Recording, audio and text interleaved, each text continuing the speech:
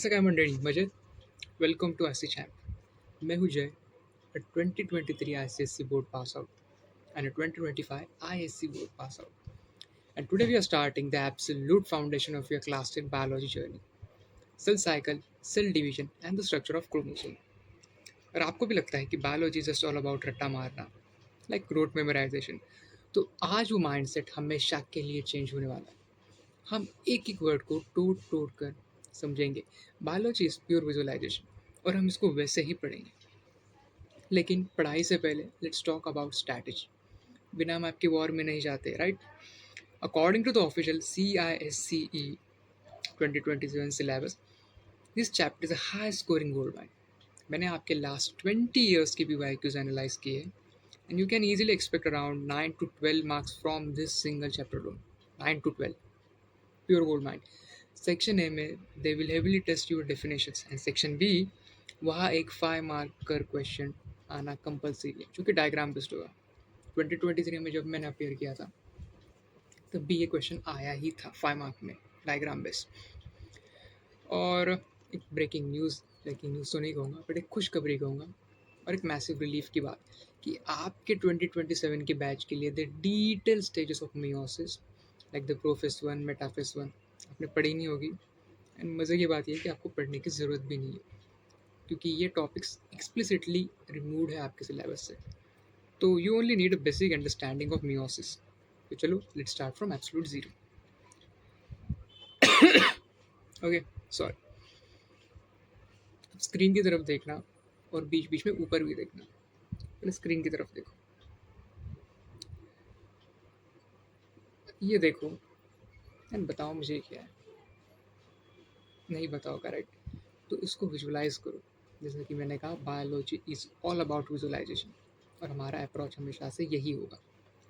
तो इमेजिन करो, मैं आपको कहूँ कि चलो इमेजिन ही करो. आप imagine a tangled ball of wool. Wool ये क्या होता है? ऊन का गोला. शीप से जो फैब्रिक निकलता है ना, वो उसे कहते हैं ऊन. तो इमेजिन वुल. समझो कुछ इस प्रकार का वुल है आपके पास. ठीक है इमेजिन कर लिया, विजुलाइज कर लिया. अगर मैं आपसे कहूँ कि इसको एग्जैक्टली दो इक्वल हाफ्स में डिवाइड करो, वैसे हाँ कर सकते हैं, क्या दिक्कत है. एक ऐसा लेंगे और उसको डिवाइड कर देंगे. पर मैं आपको कहूँ ये हाफ्स इक्वल होने चाहिए. आपको ये थोड़ा मुश्किल काम दे दिया आपने भाई. ये थोड़ा आपने मुश्किल काम दे दिया. बट वॉट इफ आपको नीटली डिवाइड करना हो तो आप क्या करोगे? आप कहोगे कैसे करना है, समझ नहीं आया. बायोलॉजी से सीखेंगे हम. बायोलॉजिकली हमारे सेल क्या करते हैं, हमारे सेल क्या करेंगे, हम उसे टेक्निक को आज सीखेंगे एक्सपेरिमेंट के साथ. हम क्या करेंगे, इस टैंगल बॉल ऑफ वुल को हम कंप्रेस कर देंगे. ठीक है, इसे हम लेंगे तो पूरा कंप्रेस कर देंगे. ओके, अब इसको कंप्रेस करने के बाद अब मैं आपको कहूँ कि हाँ अब इसके दो इक्वल हाफ्स कर दो. वैसे हाँ, अब थोड़ा काम की बात की आपने, उसको हम थोड़ा इक्वली डिवाइड कर सकते हैं. अब बेटर हो गया. तो सेल के अंदर भी एग्जैक्टली यही होता है. जब सेल आराम कर रहा हो, जब सेल अपने वैकेशन टाइमिंग पे हो, वैकेशन टाइमिंग पे हो इसका मतलब क्या होता है, जब रेस्टिंग फेस में तो टेक्निकली हाँ बट लॉजिकली नहीं. सेल जब डिवाइड ना कर रहा हो तब सेल के अंदर क्या होता है, तब उसके अंदर का जेनेटिक मटेरियल भी कुछ इस प्रकार का ही होता है. जैसे कि आप यहाँ देख सकते हो टैंगल्ड बॉल ऑफ वुल में या फिर हमारे इस प्यारे सेल में ये मटेरियल कुछ ऐसा फ्लूइड है, घूम रहा है. ठीक है, अब इस उलझे हुए धागे को हम क्रोमैटिन कहते हैं.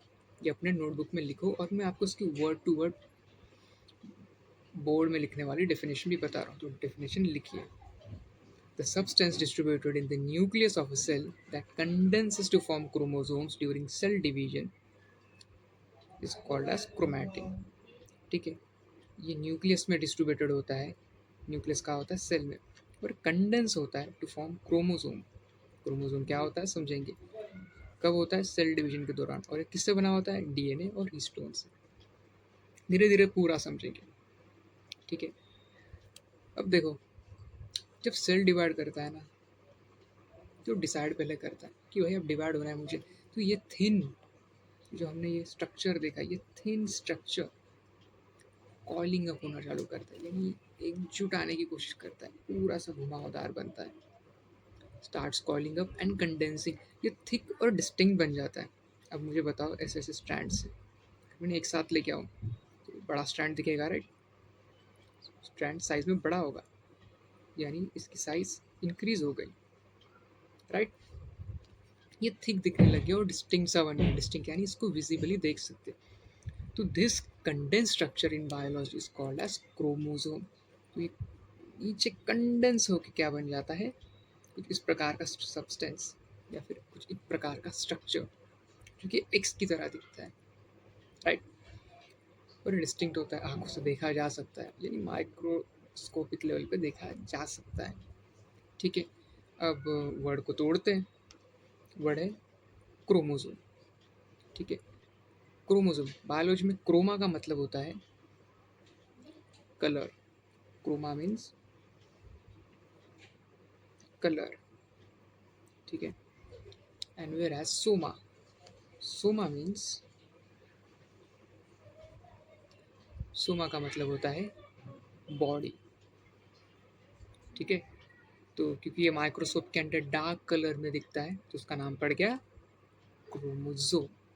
ओके, अब क्रोमोसोम की डेफिनेशन लिखो। Chromosome highly coiled and condensed chromatin fibers that are rod like structure। यहाँ आप देख सकते हो ये रॉड की तरह दिख रहा है, रॉड लाइक और thread like structures form during cell division. ये कब बनता है? सेल डिवीजन के दौरान। अब एमसीक्यू के लिए थोड़ी सी हिस्ट्री याद रखना, ठीक है? एमसीक्यू में बहुत बार आता है और आएगा भी। Chromosomes were first discovered by William Hoffmaster. Chromosome ढूंढा किसने था? विलियम हॉफमास्टर ने। कब? 1848 में। बट जो क्रोमोसोम टर्म था, जो नाम है क्रोमोसोम का, वो कॉइन किसने किया था? वो कॉइन किया था वेल्डेहर ने। और कब किया था? 1888 में, यानी 40 साल बाद। तो दो नाम है, 2 साल है। पहला नाम है विलियम हॉफमास्टर, इन्होंने डिस्कवरी की थी। और कब की थी? 1848। और उसके ही 40 साल बाद वेल्डेहर ने क्रोमोसोम टर्म कॉइन किया था, ठीक है? अब हर ऑर्गेनिज्म में क्रोमोसोम का नंबर फिक्स्ड होता है। ह्यूमंस में we have 46 chromosomes in our normal body cells. ये पेयर्स में होते हैं, यानी कि 23 आपके फादर से, 23 आपकी मदर से। जो डाई होता है, यानी जो ये डाई वर्ड है, डाई वर्ड का मतलब होता है टू। डाई का मतलब होता है टू, ठीक है? इसलिए इसे इस डबल सेट को हम कहते हैं डिप्लॉयड, क्योंकि इसमें दो होते हैं और इसे रिप्रेजेंट किया जाता है 2n से। लेकिन हमारे गैमेट्स में, meaning the sperm and the egg, we only have half the number which is 23 chromosomes. Haplo, haplo कैसा साउंड करता है? Haplo, haplo means half, haplo, ठीक है? Haplo means half. इस सिंगल सेट को हम हैप्लॉइड सेट कहते हैं। इस सिंगल सेट को हम क्या कहते हैं? हैप्लॉइड। और से रिप्रेजेंट किया जाता है एन से। Very good. अब हम आगे बढ़ते हैं, ठीक है? Now let's zoom into the single chromosome. सबसे बड़ा स्ट्रक्चर यहाँ पे आपको दिख रहा होगा इस स्लाइड पे, जो है क्रोमोसोम का। ये दिखता कैसा है? Look at this x shape, x shape में, राइट? इस स्ट्रक्चर को पहले घुमा लो, क्योंकि इसके बेसिस पे पूरा चैप्टर। एक डुप्लीकेटेड क्रोमोसोम में दो आइडेंटिकल हाफ्स होते हैं। इनमें से हर एक हाफ को हम क्रोमेटिड कहते हैं। तो उसमें कितने? दो हाफ होते हैं, ये पहला पार्ट और दूसरा पार्ट। और एक पार्ट को हम कहते हैं क्रोमेटिड। तो एक क्रोमोसोम में दो क्रोमेटिड्स होते हैं और इन्हें प्यार से क्या कहा जाता है? Sister chromatids. अब डेफिनेशन लिखो क्रोमेटिड की। One of the two identical parallel strands of a duplicated chromosome. One of the two identical parallel strand, ये पैरेलल होते हैं, ये ऐसा जा रहा है और ये भी ऐसा जा रहा है, और ये डुप्लीकेट होते हैं, सिमिलर होते हैं, ठीक है? ये दोनों सिस्टर क्रोमैटिड्स एक स्पेसिफिक पिंच पॉइंट पर आपस में जुड़े हुए होते हैं, ठीक है? एक पॉइंट पे ये जुड़े हुए, और उस पॉइंट को कहा जाता है सेंट्रोमियर, ठीक है। बायोलॉजी में सेंट्रो का मतलब होता है सेंटर, बायोलॉजी में सेंट्रो का मतलब होता है सेंटर, और मियर का मतलब होता है पार्ट, मियर का मतलब होता है part, so this is the center part, ठीक है। And the center part is known as centromere. अब इसकी डेफिनेशन लिखो, सेंट्रोमियर, ठीक है। Centromere, a region or constriction on a chromosome that joins two sister chromatids, सही कह रहा है।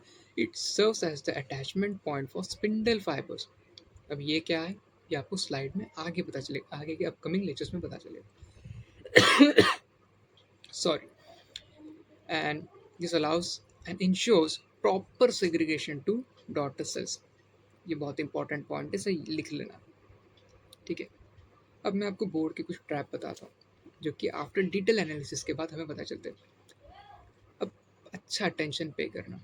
Every year's examiners note in the pupil analysis report that students confuse the words centromere and centrosome। कौन से दो word confuse करते हैं, लिख लेते हैं, भूल ना जाओ आप कहीं पे, ठीक है। सेंट्रोमियर और दूसरा वर्ड होता है सेंट्रोसोम। ये दो वर्ड्स में स्टूडेंट्स कंफ्यूज करते हैं, और ये कौन कह रहा है, CISC, खुद बोर्ड कह रहा है, ठीक है। और इसमें मार्क्स बहुत रूटलेसली कट होते हैं। अब सेंट्रोमियर होता क्या है, सेंट्रोमियर मैंने आपको पिछली स्लाइड में बताया, it's kind of the glue holding chromatids,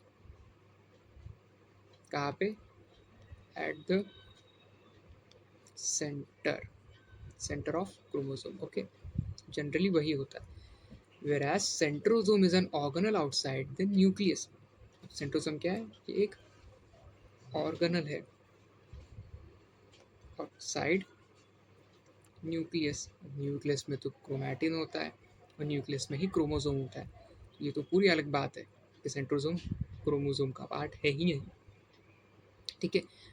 it is an organelle outside nucleus that initiates cell division. ये इनिशिएट क्या करता है, initiates cell division in animal cell. मेरी हैंडराइटिंग पे ध्यान मत देना, लिखने में तकलीफ होती है टाइप पे, बाय द वे, ठीक है। अब मैंने आपको ये बहुत इंपॉर्टेंट बात बताई, इसमें कंफ्यूज मत होना, कंफ्यूजन नहीं चाहिए।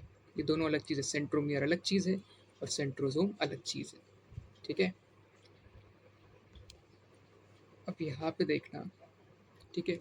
Also the terminal ends of the chromosomes are called as telo, ठीक है। जो ये टर्मिनल एंड है इसे कहते हैं टेलोमेर। अब टेलो का मतलब समझेंगे, टेलो का मतलब होता है एंड या फिर टेल, ठीक है, एंड और टेल, ठीक है, टेलो का मतलब होता है। तो ये बस रिपीटेड DNA सीक्वेंसेस है जो क्रोमोसोम के एंड को प्रोटेक्ट करते हैं, ठीक है। DNA जो घूम घूम घूम के आया है वो बाहर ना जाए, और बाहर की फॉरेन चीज़, फॉरेन पार्टिकल्स इसके अंदर एंटर ना करे और जेनेटिक मटेरियल को डैमेज करे। उसको अवॉइड करने के लिए टेलोमेयर यहाँ पे एक प्रोटेक्शन जैसा काम करता है। एंड अलॉन्ग विद दैट, इसको बेसिक एनालॉजी में कैसे समझोगे, ये बिल्कुल वैसे ही है जैसे आपके शूलेसेस के एंड पर प्लास्टिक टिप्स होती है, आपने देखा होगा ना शूलेस जब टाई करते हो, तो ये वैसा ही काम करता है। अब अगली स्लाइड पे बदलते हैं, ठीक है। अब टाइप्स ऑफ क्रोमोसोम, क्रोमोसोम के भी विविध विविध प्रकार होते हैं। अब इस सेंट्रोमियर की एग्जैक्ट लोकेशन की बेसिस पर chromosome are classified into 4 types. ये सेक्शन का एक क्लासिक MCQ टॉपिक है। Let's break down the root words. Number 1 is metacentric, okay. Meta, meta का मतलब क्या होता है, फेसबुक, नहीं, हाँ, पर यहाँ पे वो मतलब नहीं है। मेटा का मतलब होता है मिडल या फिर सेंटर। आप मिडल याद रखो, वो बेटर रहेगा आपके लिए।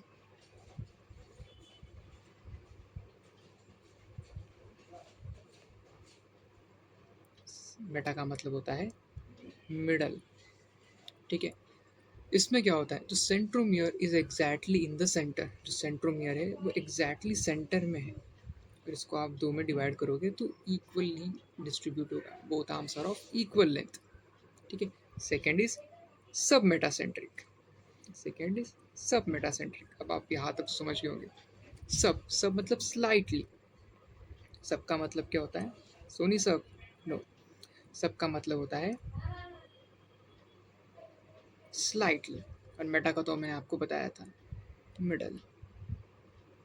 ठीक है। स्लाइटली ऑफ मिडल होता है ये, slightly away from the middle. यानी इसमें क्या होता है कि एक आर्म थोड़ा बड़ा होता है, एक आर्म थोड़ा सा बड़ा होता है, दूसरा आर्म थोड़ा छोटा होता है।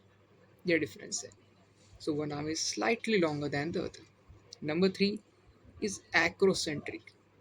ठीक है। Number three is acrocentric. Acro मतलब पीक और हाई अप। ठीक है। एक्रो मतलब पीक यानी किसी हाइट पर। ठीक है। जैसे कि एक्रोफोबिया होता है, शायद आपने सुना होगा, आपकी वो कैबलरी अगर अच्छी होगी तो। Acrophobia means fear of Heights. The centromere is near one and. Centromere जो है वो पूरे एंड पे तो नहीं है, बट एक एंड के पास ज़्यादा है। तो इसमें होता क्या है, the centromere is near one and, one arm is significantly longer than the other. ठीक है। एक आर्म ज़्यादा लंबा होता है दूसरे आर्म से, और दूसरा बहुत छोटा होता है। That is called as acrocentric. Acro यानी जो फार अवे होता है। Lastly number four, telocentric. Telo को तो आप मतलब जान ही चुके हो। टेलो यानी करेक्ट, टेलो यानी टेल, यानी टर्मिनल जो एंड पे है। Centric means centromere. ठीक है। इसमें सेंट्रोमियर एग्जैक्टली किसी एक सेल के नहीं, किसी एक क्रोमोसोम के एकदम टर्मिनल एंड पे होता है। तो ये होते हैं क्रोमोसोम के चार प्रकार। Now how do you remember the four types of chromosome without getting confuse? आपको सिर्फ सिंपली याद रखना है M S AT. M S AT क्या होता है, जैसे आपने यूज़ किया होगा, माइक्रोसॉफ्ट ऑफिस है, माइक्रोसॉफ्ट पेंट है। माइक्रोसॉफ्ट पेंट तो हर एक ने यूज़ किया है। हर एक ने अपने स्कूल लाइफ में माइक्रोसॉफ्ट पेंट तो 100% यूज़ किया। जो टीचर यहाँ वहाँ देख रहा है कंप्यूटर लैब में, किया है ना? आपने ड्राइंग बनाई है, आपने अलग अलग चीज़ें बनाई है, राइट, किया है आपने। तो आपको वर्ड याद रखना है M S, M S AT. ठीक है। अब एम से आता है हमारा मेटासेंट्रिक। एग्जैक्टली एम से आता है मेटा सेंट्रिक। एम से और क्या आता है, मिडल। एग्जैक्टली एम से याद रखना है मेटासेंट्रिक, मिडल। अब दूसरा वर्ड है हमारा एस। एस से क्या आता है, एब्सोल्युटली सब मेटासेंट्रिक, सब मेटासेंट्रिक। और एस से और क्या आता है, स्लाइटली ऑफ। क्या याद रखोगे, स्लाइटली ऑफ। फिर तीसरा क्या था, ए। ए से क्या आता है, acrocentric. Exactly you are doing it, acrocentric. और ए से क्या आता है, almost at the end, almost at the end. And then lastly आता है हमारा टी। टी से क्या आता है, एग्जैक्टली टेलोसेंट्रिक। और टी से और क्या आता है, टेल, या फिर टर्मिनल कह सकते हो। ठीक है। And remember the journey of genetic material. जब सेल रेस्ट करता है, it is a tangled thread called chromatin. जब सेल डिवाइड होने वाला है, it condenses it into thick chromosome.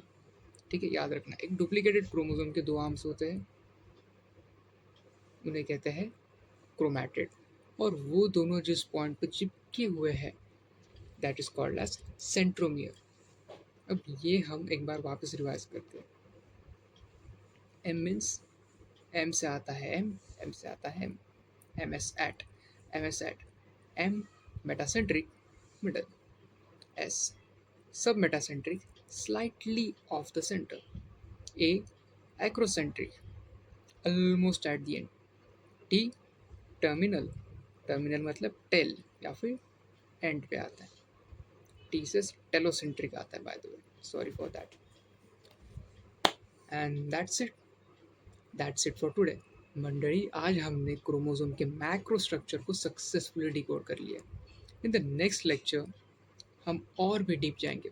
We will look inside the chromatid, unpack the DNA and understand the exact chemical structure of life. इन definitions को revise करो जो मैंने लिखवाई है, and draw the chromosome structure. ये रहा chromosome structure twice in your rough book, and I will see you in the next lecture. Thank you.